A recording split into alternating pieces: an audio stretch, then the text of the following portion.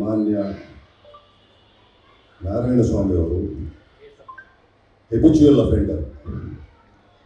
ಇದೇ ರೀತಿ KDBನಲ್ಲಿ 2 ಪ್ರಕರಣ ಈಗಾಗಲೇ ನಡೆದಿದೆ. ಇದೆಲ್ಲನೂ ಈಗ ಒಂದೊಂದಾಗಿ ಮೇಲ್ಗಡೆ ಬರ್ತಾ ಇದೆ.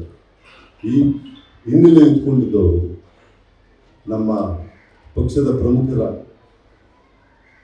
ನ್ಯಾಯಯುತ ಅಲಾಟ್ಮೆಂಟನ್ನು ಕೂಡ ಪ್ರಶ್ನಿಸುವ ಮುಖಾಂತರ ಅನಗತ್ಯವಾಗಿ ಗೊಂದಲ ಸೃಷ್ಟಿಸ್ತಾ ಇರೋದನ್ನ ಅವರ ಹಿನ್ನೆಲೆ ತಿಳಿಸೋದಕ್ಕೋಸ್ಕರ ನಾವು ಈ ದಾಖಲೆಗಳನ್ನು ಪ್ರಸ್ತುತಪಡ್ತಾ ಇದ್ದೀವಿ.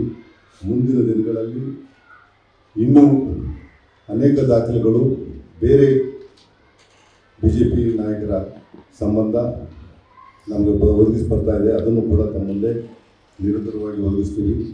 ಮಾನ್ಯ ಮೋದಿಯವರು ನಿರುದ್ಯೋಗಿ ಯುವಕರ ಉದ್ಯೋಗ ಕೊಡೋ ಬದಲು ಪಕೋಡ ಮಾಡೋದು ಒಳ್ಳೆಯದು ಅಂತ ಏನು ಹೇಳಿದಾರೋ ಅದರ ತತ್ವನ ನಾರಾಯಣಸ್ವಾಮಿಯವರು BJP ಸರ್ದ ಮೇಲೆ